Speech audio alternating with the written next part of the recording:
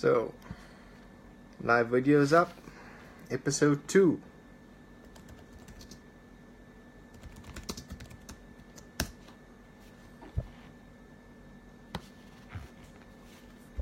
So,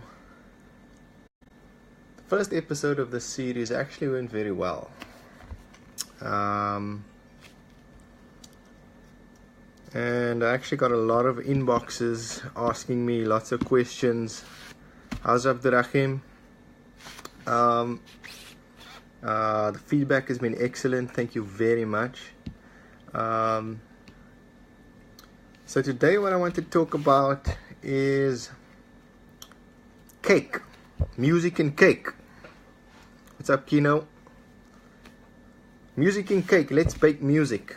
Right, so episode 2 of this live video series is going to be more focused. It won't be as long as the first video, but I just want to leave some concepts and some things for you to think about when you are making music or wanting to release music, because a lot of people, you know, they love making music and they have plans for it, but they have actually no idea or no guidance on where to go with their music at all.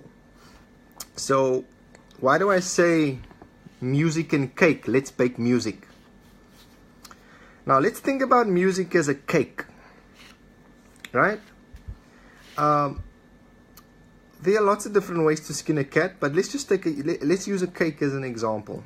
If we had a chocolate cake recipe, and I give that recipe to 10 different people, they would all be making the same cake with exactly the same ingredient list. They would have the same method, but I can guarantee you that the end product, you would have 10 different cakes.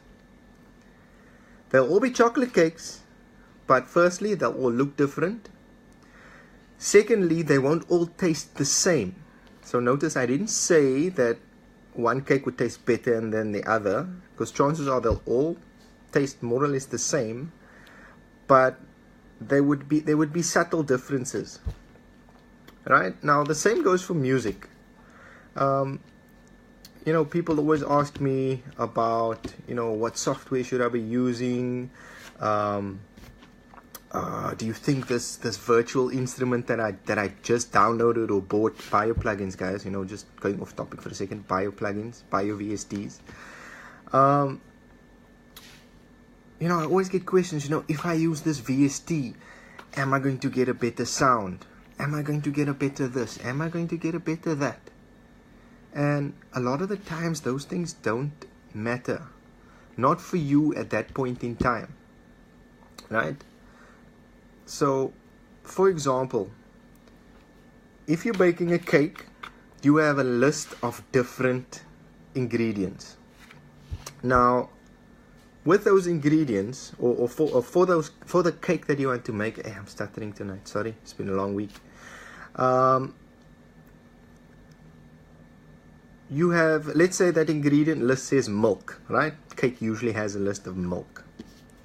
Now you get different types of milk: long life milk, full cream milk, fat-free milk, low-fat milk, fresh milk, chocolate milk, strawberry milk, almond milk, right? With flour, you've got white flour, brown flour, pea flour. I'm sure there's almond flour for, you know, everybody's on this health buzz now. But only you can decide what type of flour, what type of milk is best for your cake. And, you know, for example, if you're making a chocolate cake, in your mind you say, instead of throwing in milk, I'm going to throw in chocolate milk or Sterry Stumpy or something. How's it, Mellow? But it doesn't always work that way, right? You could use free-range eggs, large eggs, small eggs. What else is there? I don't know what other type of eggs you get. Quail eggs, duck eggs, chicken eggs. Right now, why am I talking about cake all the time?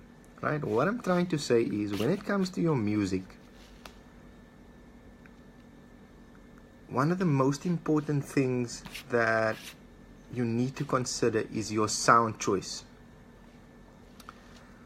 the sound that you choose for each of your different instruments in your track is very, very important. I'll give you an example. So when I usually build a track, and let's say I start with a drum pattern, I'll bring up a sampler or drum machine in the DAW, digital audio workstation, that I use, and I'd play in a pattern. Now I would take any drum kit that there is, just so that I can get the pattern together, right? But depending on the type of song or the direction of the song that we're going in, I may spend, if I really have a serious amount of samples, and unfortunately I do, or fortunately I do, I would spend, if it takes me an hour, it takes me an hour to find the right or the correct kick sample, the correct snare sample, the correct hi-hat sound that best fits that song. And a lot of the early work that I did, and a lot of people don't believe me, the stuff that I've done for music that you've heard on your radio, that you still hear on your radio today, when I tell people that I used the stock standard Fruity Loops sounds or stock standard Cubase sounds, people never believe me. I always get told, yeah, but when I use the stock Fruity Loop sound, it doesn't sound as good as that. I was like, well, I took the time to actually go and choose the correct sound for the song that fit in with both the genre and the direction of music that we were going for. I think that's important. That's a lot of time I hear music. I mean, I have a lot of art. Well, there are a lot of artists. Some of my peers, fellow music producers, who actually send me some music, and they say, "Yo, Mo, have a listen to this," and I'll have a listen to it, and they'll say, "What do you think?" And they'll say, "Listen, I'm not quite sure whether this piano sound fits with the track." And a lot of the times I find that it's got nothing to do with the sound that they are worried about. It's everything else around it, right? So yes, when you're making music, the music needs to be good. Go with your heart. However, there are certain things that you just really, really, really need to take into account, and you really need to take to heart, which is the song must be good, but your sound choice is one of the most important decisions that you need to make. I did work on an album a good couple of years ago, an award-winning album as well. Very proud of that. I never say that out loud, and I received inboxes from people asking me why I don't advertise that. And my answer is always, well, I'm not the artist, right? I prefer the artist to take the limelight. But I'll get back to that in a little bit later.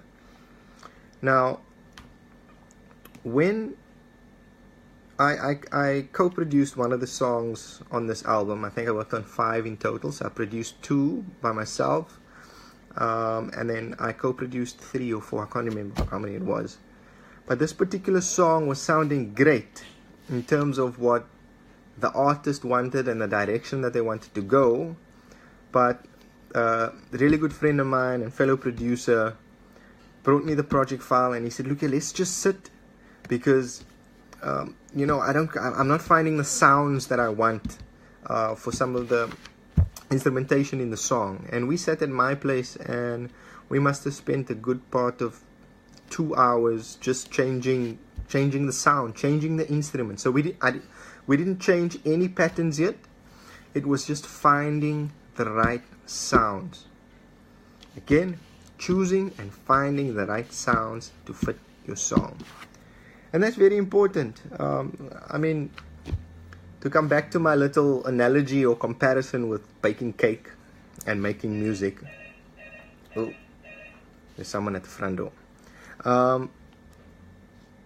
You could go to 5 different producers. If you're an artist and let's say you play an instrument, you could go to 5 or 6 different producers and record exactly the same song, and I can almost guarantee you that it would be a great song or a great end product that you would get from each of those producers. However, all of them would sound slightly different. And it's up to you to decide which of those different is best for you, is best for your song. I attended a music exchange event where RJ Benjamin spoke about, music, if you're an emerging artist, taking your music from, inception all the way through to release. And believe it or not, the most questions that he was asked came from, so where do I start with my music? How do I know which producer to go to? How do I know that that producer's good? How do I know that this producer's good? How do I know if I'm paying the right price? What is the range that I need to be paying for certain services? And certainly in Cape Town, my experience has been that people are afraid to ask. People are afraid to ask us anything, and I say us, I include, some of the guys who are watching this live video right now, who are also producers or artists or songwriters, and people just never know. And word of mouth is so strong. People always say, hey, listen, let me give you an example. This is a real world example. An artist came to me. I didn't know this person. They came to me. I said, listen, come meet up. Let's listen to some music. Let's play some music. Let's just check, if we're vibing, see if we get along, and then you decide afterwards whether you want to work with me. So this guy came and okay, I didn't say his name. It's a guy. He came through. We spoke. We had a cup of coffee. We got along. Perfect. And then we started talking about, so what do I charge for the certain services that he was looking for? And then he looked at me and he said, hey, you know what? The guy down the street by me can do my entire album for 800 Rand. And he can have it done in a week. And I said, well, you know what? Go to your buddy down the street. If that's value for your money, that's your decision.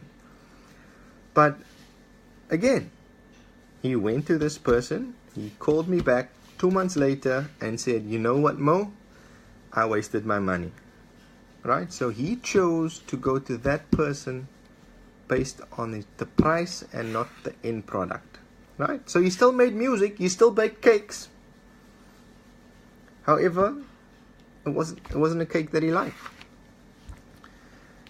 And yeah, I just wanted to share that short little analogy on cake. And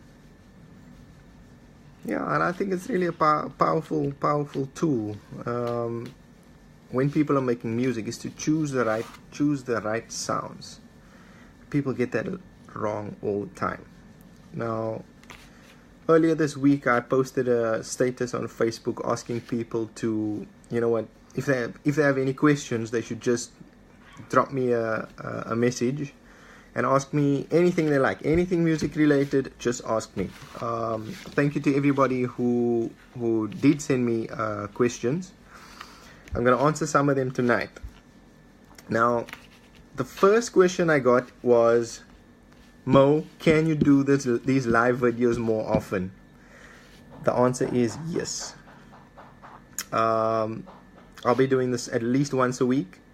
Malum loves caramel cake and steady stumpy, so get him that. Thanks, Malum. The first question I got was, believe it or not, and I hate speaking about myself, right? I'm doing this to help you as an artist, an emerging artist, emerging producer, just to guide you along the way. And I don't want to put anything in this video that you could just search for on YouTube, because the market or the online platforms are saturated with how-to videos. So how do I make my song sound like this? How to write the best R&B song? How to play this? How to edit that? How this door works? All of those little technical things are already available. I'm here to talk to you about the things that are not online, right? Some of them are my opinions. A lot of them I've learned through my own experience, and that's why I'm doing these videos. So the first question I was asked via direct message was, Mo, your music sounds really great, really awesome quality, and you know, the music that you do for the artists that you work with is fantastic. It still plays on the radio. There's never something that plays once or twice and it's off. You know, why aren't people talking about you? Why don't you advertise? Why aren't you out there? And I said, look, as a producer, and this is my personal view, when I certainly make music for people or work with artists, is I am there as a vessel, as a tool to get somebody else's ideas out to the masses, right? And I'm there to assist them and just guide them to make sure they make the right decisions for the song and for the vision that they have for that song. If you speak to anybody who has worked with me before, they'll tell you that we sit and we work together, we consult. It's never a scenario where somebody says, okay, I wrote this song, let me come in and sing and then leave. And then 2 days later, I would just send them their final song. It doesn't work like that, right? So for me, you know, I'm not that guy that goes, yo, what's up, guys? I'm here, I'm there, I'm doing this, I'm doing that. That's not something that I like doing. I love being behind the scenes, doing music for people. I do it from my home studio, and yeah, hopefully that answers the question. If it doesn't, you know, just contact me again via DM or WhatsApp if you have my number, which I won't be sharing on here. Yeah, so that's the first question that I got. How's it like? The second question I got was, that was the second question. The first question was, am I going to be doing more live videos? We need to see more, and yes, I am. I remember, at least once a week. Please like and share the videos. Tag any of your friends, artists, producers, engineers. You know, let's start a conversation. The next one that I got was the fourth one. What was that? What was going to be the third one? The third question that I got was, Mo, if I'm working with a producer or with other artists and we're doing a song, how do we decide the royalty split? Right? So for those of you who don't know, as producers, artists, songwriters, when we create a piece of work, that song is our asset. So if, for example, a company sells cars, the cars are those you know, the assets that they sell, or you know, your house is your asset. It's something that you own, so it's worth something. So for our songs, when we work together, we need to decide and agree upfront before. No, Mello. If anybody wants to contact me, they can email me. For now. Right? You can search for my page on Facebook. It's called GimmeMoe. There is a contact button there, and you can contact me directly. So, where was I now? Asset. So when we complete the song, we need to decide. So if I've worked with another person and it's just the two of us, I would say, we need to decide what percentage of that song does each person own, which can be difficult. It can be very difficult, because sometimes you have people who were just sitting in a room and they were there for the entire process, but they're adamant that certain decisions would not have been made if they had not been sitting there. So it can get complicated, and I can understand why this person asked the question. And I actually think the best answer that I've ever heard, to try and simplify it, was by RJ Benjamin at a recent workshop that he did, where he said, if you are two people working on a song, whether you've written one line, added one instrument, whatever it is, just split it, just start at 50-50 and see if everybody's happy. Ibrahim English also has a channel on YouTube called Studio Talk Vlogs. So Ibi, if you can post that link to royalty splits from your channel as a comment on here, that'd be awesome, right? So that's a difficult thing, and I think as artists and producers, etc., musicians, we need to be mature about this. We shouldn't be sitting there crying about who owns what and why. I mean, RJ made an example where what he actually used to do was sit and calculate. So if the song had 100 words, count the words, what did I write, what did you change, etc., and then try and calculate your percentage. So you would get a 75 point something percent royalty, right? Ownership on the song. But it goes beyond that, because a lot of the time it's when will you get royalties? Is it if the song is performed, so if it's on radio, TV, etc., or is it mechanical when the song actually gets sold? Right, so for more detailed information on royalty splits, Ibrahim English just posted a link on this live video. Let me see if I can. How do you pin? There we go.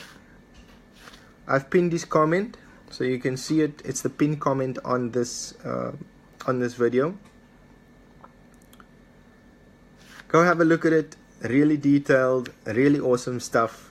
And if you have any questions, you can contact Ibrahim directly. You can contact me. You can contact Ibrahim Malam, who's watching this live video right now. He's commented. So yeah, look, I don't have a direct answer for you, except, listen, if we really take ourselves seriously in this industry, and we all believe that there's an opportunity for us to improve in that aspect, we need to be mature about this and professional about this when we are deciding who owns what. I'll give you an example. I worked on a song with 2 other producers. However, I did not have the opportunity to be present due to unforeseen circumstances. I did not have the opportunity to be present when we were supposed to work on the song that we were going to release together. However, they did ask me to mix and master the song, right? And when it came down to royalties, the royalty splits were given to me, and I was not happy with it. But I wasn't unhappy because my royalty split was too small. I was unhappy because my royalty split, the percentage that they gave me was actually too big. So I suggested a smaller amount. Right? Now, I wasn't playing the political game. I was being dead serious. So if you take yourself seriously as a musician and an artist, you need to stand your ground in certain aspects. And, sometimes if you have to type out written agreements, have them signed up front to say this is how the royalty splits will be decided for X and Y song. Just look after yourself, be honest, and don't sell yourself short, don't sell other people short. Be fair about it. So if you're 2 people, start at 50-50, and then decide if everybody's happy. If you are not happy, make your feelings known. But again, it's not an easy thing to do. I had an artist who really wanted to work with me, but what he asked me to do and what he wanted were 2 different things. So when we discussed everything, he said, you know what, I'm actually not happy with, the way things will be split. So I think I'm going to work with somebody else. And I said, that's perfectly fine. As a producer, I want the artist to be as comfortable as possible. For me, if I can make the artist as comfortable as possible, that's when we make the best music. That was the 3rd question. It was a really good question. So thanks, B. You know who you are. That's a fantastic question. Let's talk about the 4th question. I did receive a 4th question. Yeah, I shouldn't forget these things. That's bad, eh? The fourth question was, I can't remember. This is horrible. Maybe let's go through the comments. Ibrahim Malam says transparency and honesty is key. There we go. That's exactly what it is. Transparency is absolutely key. And yeah. But the next question. I don't know. I remember what it was. I was asked to please play a song that I did for this person, because I mentioned a couple of songs that I've done for people in the past, and it's actually maybe a double question, because people are always saying, hey, we know you do work for a lot of people, but we never hear from you. And believe it or not, that I do that by choice. I just want to pull up the song and just give me 1 second to find it. There we go, iTunes Music. Why am I not finding this? Where are we going? Where are we going? Is it this one? It's not that one. It's not that one. Give me a second. Let me just open iTunes. Okay, iTunes will open now. If I can just find the song. I actually just want to speak about the song a little bit if I have it on this laptop. No, I don't. Sorry, dude. It's on my main PC. Yeah, no, my beard is coming along nicely. Thanks, Ibi. But I need to get another haircut. This is not working for me now, eh? I'm starting to look like Elvis. Here's a cool song to talk about. So the next song is not my mix, but I recorded the band. The vocals is actually by me, and this was done back in 2004. And it's a rock song called Wasted Years. Let me play it for you.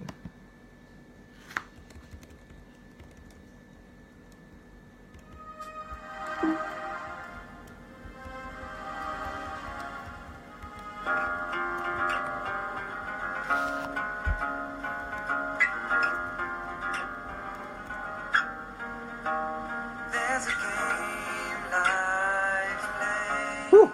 There's no auto-tune back then people were using.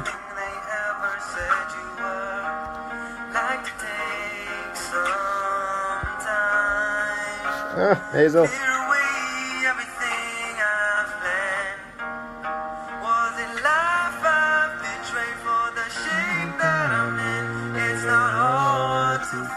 It's not easy to win. Did I dream too much? Could I disappear? And there's nothing that's left but wasted tears. There's nothing left but wasted years. Yeah, it was a cool song to do. I recorded that at a studio called the London Connection that used to be in Wales Street. And the interesting thing about this song is that it was done completely analog. So when I say completely analog, when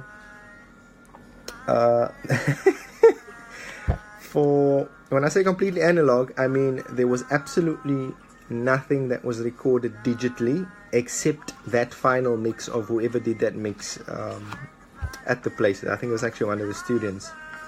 So what does that mean? That means we used a live drum kit. I mic'd up the kit. Live guitars, live bass, live santoor, I think it's called. We added some Indian instrument that I wasn't very familiar with. And we recorded straight to tape through a 24-channel mixer. Racks of analog gear, compressors and things like that. And a lot of people ask me, there's no difference between digital and analog, and yes, to a certain degree I agree with that statement. But if I would do it over again, I would do it exactly the same way.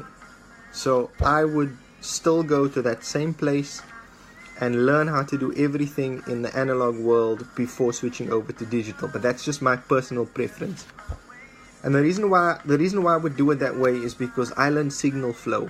I learned about voltage. I learned about gain staging. I learned about different flavors of sounds and equipment and what they add to the music sonically. So when all of these plugins are coming out now, you know, emulating tape or emulating some fancy compressor or equalizer, because I learned to do everything in the analog world, I know what those things are supposed to sound like. So for me to do it in digital, I literally, there are no secrets. I turn the knobs and I twist the knobs until I get the sound that I have in my head. As easy as that. There's no secret formula, nothing, right? It's your ears. Your ears are most important. Which comes to my next question that I received. Noor, I recorded last night, man. Listened to the Khatat Leko on 786 until he's shy, and then started the live video. The other question I got was actually about the mixing and mastering services that I offer. For some reason, I get a lot of requests from artists, producers, engineers for recording, mixing their finished tracks, mastering their tracks for radio, sales, CD, whatever it is. But people always ask me, how do I get that work? And I tell them, look, I actually don't go around shopping. You know, I don't go shop around and say, listen, I'm offering this mastering service, I'm offering this mixing service, I'm this music producer. Because like I said in episode 1, your CV or your interview is the last piece of work that you've done. So, for example, I mastered something for Kaimak. It was a remix that he was going to play at a festival because he's a DJ, and he said, listen, this thing was banging in the arena, right? It was fantastic. Pretty soon after that, I got a call to say, listen, Mo, I've got 2 tracks that need mastering. We are releasing these remixes.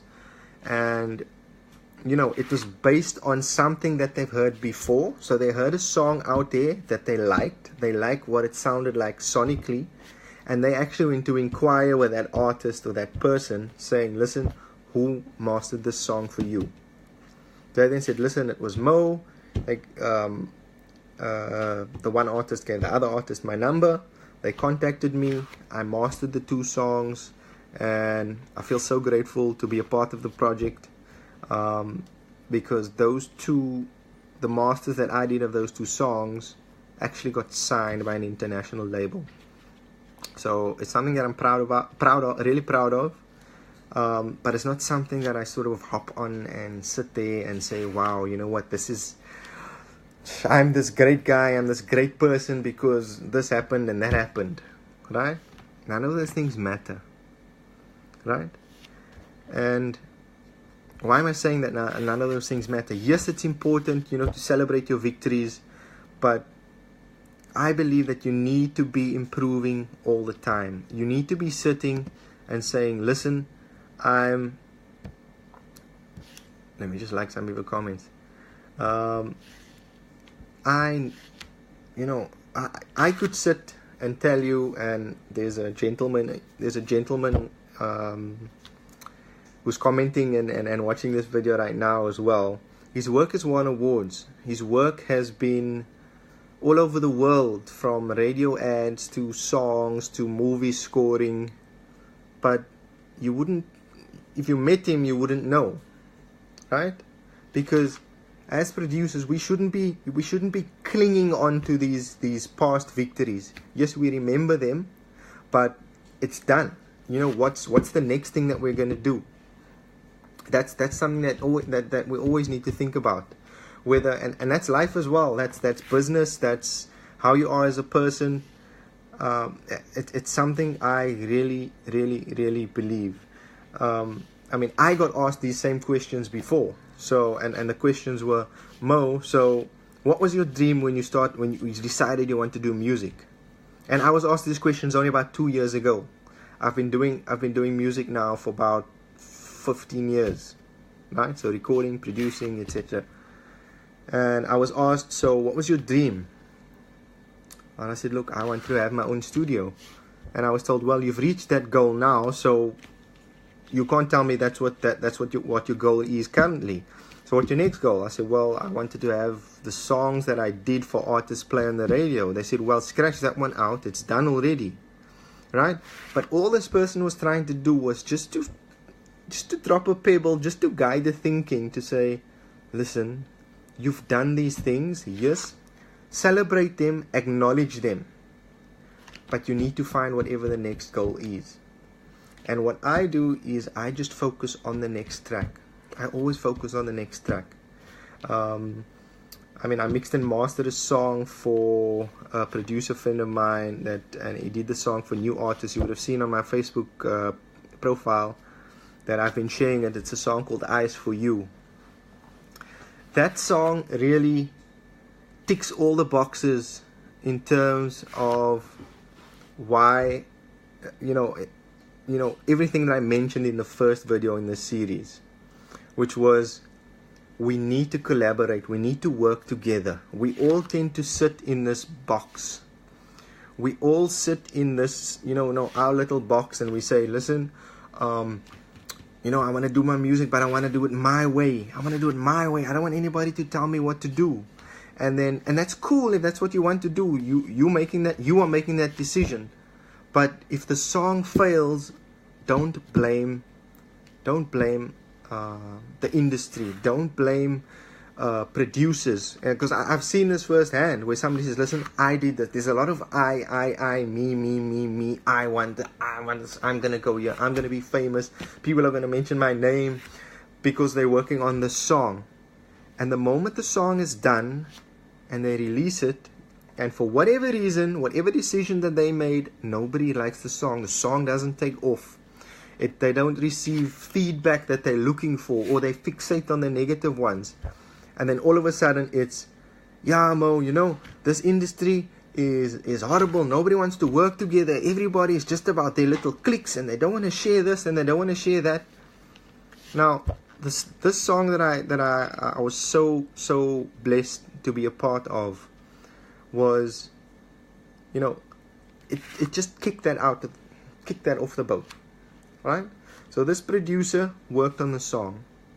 He sent it to a couple of producers to say, listen, I'm working with this artist, what does this sound like, right? And we gave our input. I mean, we're not selfish people. We're not asking for, we don't ask for royalty splits, which some people would disagree with, and it's fine if you disagree, but don't hold it against somebody. And then I got called, and I was told, listen, Mo, would you be interested in mixing and mastering this project? And I said, definitely. I like the music, I like the vibe, it's a great song. I agreed. What this producer then did was he recorded the vocals. He sent me a reference mix. I mixed the track. I sent it back to him. He said, listen, it sounds great, but it doesn't sound perfect. And it had nothing to do with my mix being bad, but he just heard something new. He heard something that needed to be changed. So what did he do? He realized that recording at his house, at his place, in his room, whatever the acoustics were or the equipment that he was using, he decided that in order to take this project to another level, he wanted to re-record the vocals in the song. And he contacted another producer who was in a close proximity to where he stays. He hired that studio out for a couple of hours. Him and the artist went there. They re-recorded the vocals. They then resent me the project file with the new vocals in it, with some production changes, and then we had this back and forth. So I would mix the song, master the song, I would send it back to him, he would listen to it, and he would say, so is this it? Is this the final one? And as a mix engineer, I told him, listen, the song is never done until you are happy with the final product. And again, that's something that I see a lot, where people think that, because they mixed the song, they need to make it sound like them. You take a song and you make it sound like everything else out there that you work on. And personally, I disagree with that. Because as the mix engineer, it is my belief that you are there to help somebody else's song realize its full potential. So whatever that person has in mind for their song, you need to make it sound as good as they want it, not as good as what you want it to be. Now, I'm all for, and I do it all the time, I receive a project file, I receive stems, I mix the song. I would call the person up and I'll say, listen, I'm going to send it back to you. I'm going to give you some notes. It sounds good, but next time do this. It sounds great, but next time do that. This was challenging to work with for these particular reasons. And I mean, we do the same thing with mastering, where people would send us a mix. Sometimes people would just, they just want to churn out. It's all about quantity. Oh, I've mastered 50 songs today. I recorded 20 songs last week. I released 10 songs over 3 days. That's fine. But my belief is, if you're doing work for other people, and that's 99% of the music work that I do for the services that I offer. When people send me a mix, I'd have a listen to it. Immediately I would contact them to say, look, I'm going to master the song. Here are some of the issues that I'm picking up. So you're welcome to make changes to the mix and send it back to me. I'm going to master the version that you sent me, and I'm going to send you a copy of that file. Listen to it, but send me a copy of the other one. Which, funny enough, I actually did this week as well. A artist and producer sent me a song that I absolutely love. I mean, when he did the first version of this song, I think about 5 years ago, I said to him, listen, this is fantastic. It sounds good, it feels good, it's got a vibe to it, it's got a groove to it, you need to release this. But at the time, he wasn't happy with it. But then what he did this week was, he decided he is ready to release this song, and I won't mention his name yet, because that artist needs to release it. He sent me a mix of the song, and he asked me, what does it sound like? What is my opinion on it? And I told him, listen, I'm going to master the song. However, I pick up something that needs to be changed. And it was a low-end issue, right? Not something that was necessarily bad, right? Because the first mix that he sent me was absolutely fantastic. But all I did was, I told him, listen, go back to the mix, take your bass, the bass track, and take it down by 1 decibel. Send me that. And then go back into the same project file and take the bass down to a level where you think it's almost at the correct level. So you must sit there and think, you know what, this is actually too soft. Right? And he sent me those, and I mastered them. And I sent him his master. And then he came back and he said, you know what, I really love the way this sounds.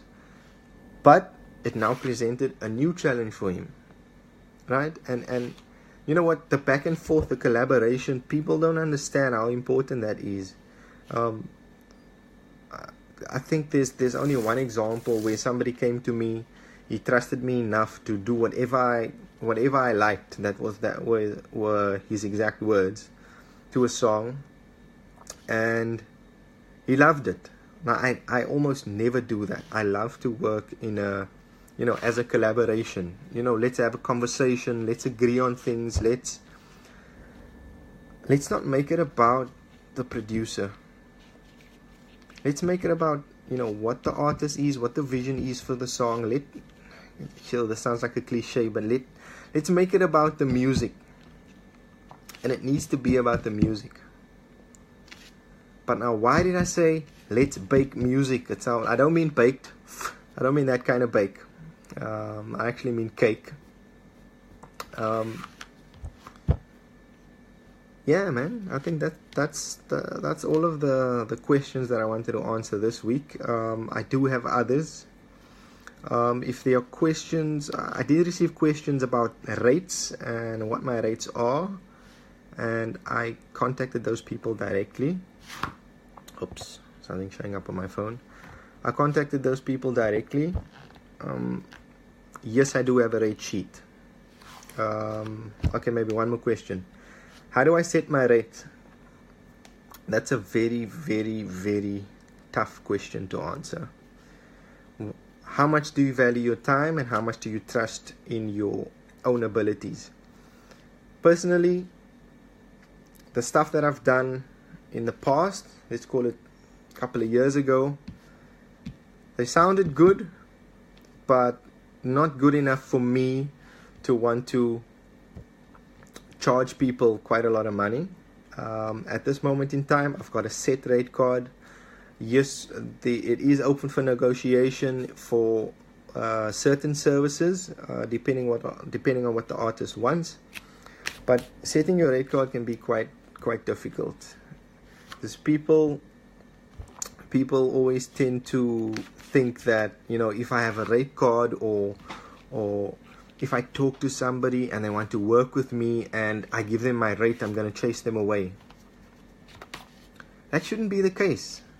I watched I follow Gary V on Instagram and Facebook, and he actually posted an interesting video, tongue-tied, where a woman asked him, how much should I be charging for something? If a company calls me, I have this company that offers this particular service. If they ask me what my rate is, I'm always afraid to give them what I feel my rate should be. So I always go in lower. And he said, why do you do that? Why do you undervalue yourself? Why don't you give them the price that you want? Or in fact, go higher. If they really want to work with you, they'll say, hey, listen, that's a ridiculous amount. And then you negotiate. And then all of a sudden, they might say yes.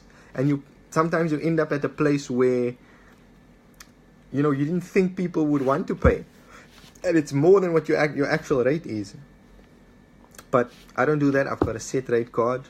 For those of you who I've worked with, you'll know I have a set rate card. While I'm speaking about that, I just want to try and find the song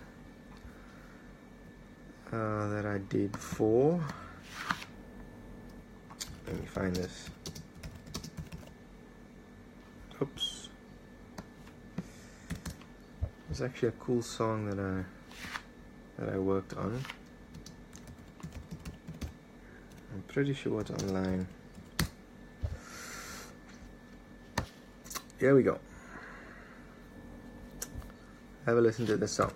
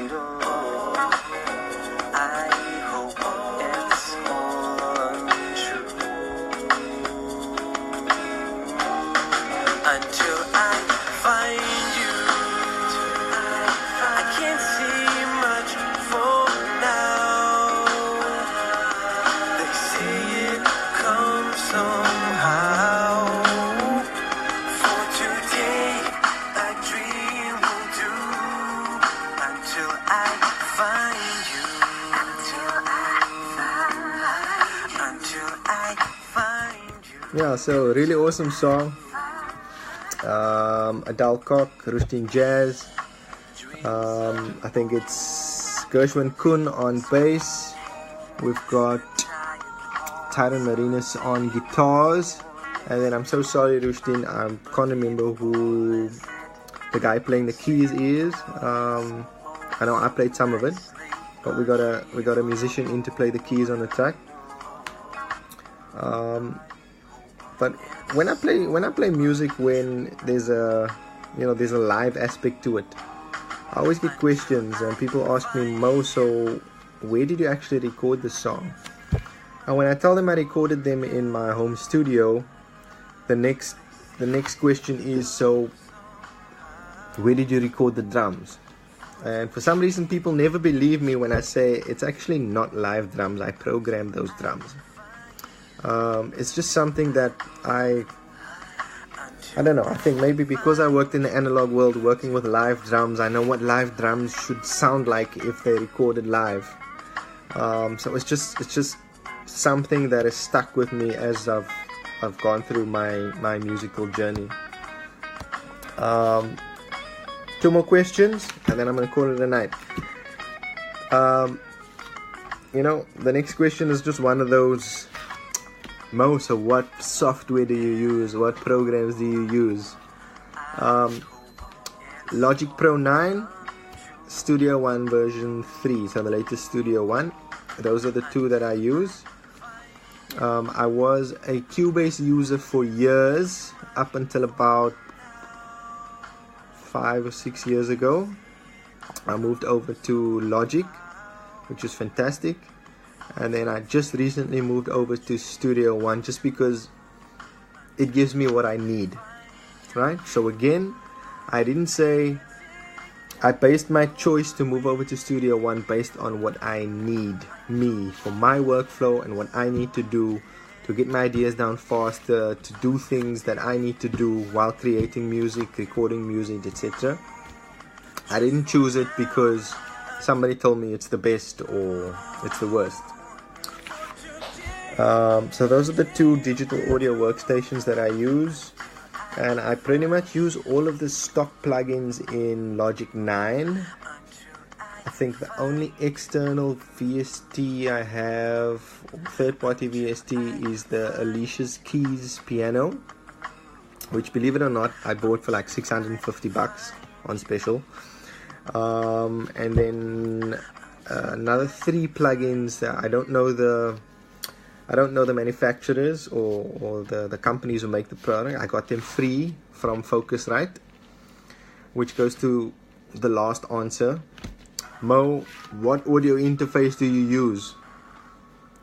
Believe it or not, guys, I use a Focusrite Sapphire unit, which is, I think it came out in 2010.